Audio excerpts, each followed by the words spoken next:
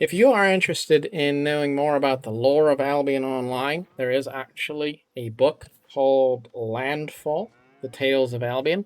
It's not a terrible book. It's a little novel about some characters who landed in the world of Albion Online, and it's a good read if you like a light fantasy fiction. But more specifically, it's important to remember that the term Albion is actually a reference to England. It means White Island, and White Island, or Albion, is directly referencing the White Cliffs of Dover. Now, Albion Online, being inspired by Albion, is actually a reference to Arthurian legend. King Arthur and the Knights of the Round Table come to mind. And the Arthurian legend is something that goes back as far as the beginning of what is today England.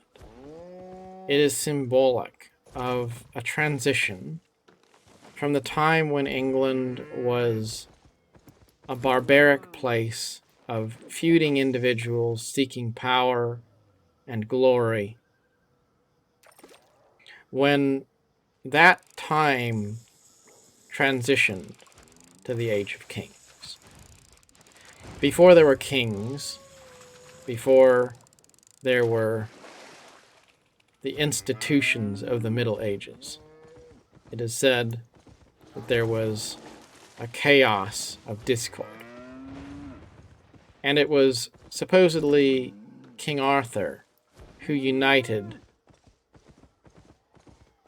the many into one. Hence the Round Table. Simply speaking, the story was all about a young man who had a sense of nobility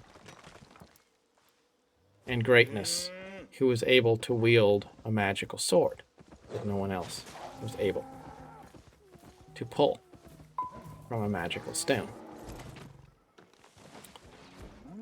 The legends of King Arthur are important to our civilization.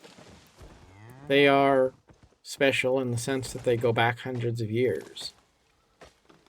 And they're also special because they are, in real life, something that is right at the threshold of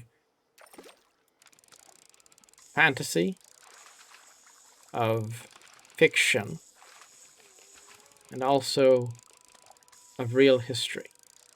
Because King Arthur quite possibly was a real man, a real person who existed.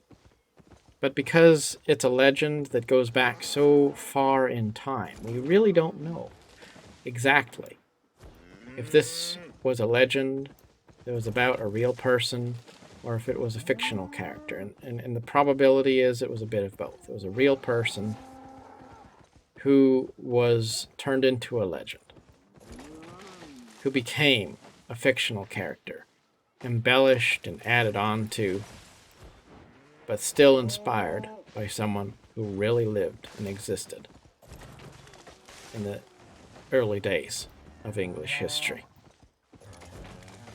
Albion Online is a sandbox game that lets you interpret the game world how you wish to.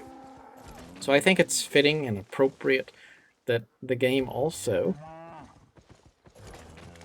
is inspired by lore that can be interpreted however the individual wishes to. But for lore junkies who like the idea of knowing more, all you really have to do is immerse yourself in Arthurian legend, the tales of King Arthur, his knights, and there's really no limit to how much you could become entranced by and consumed by those stories.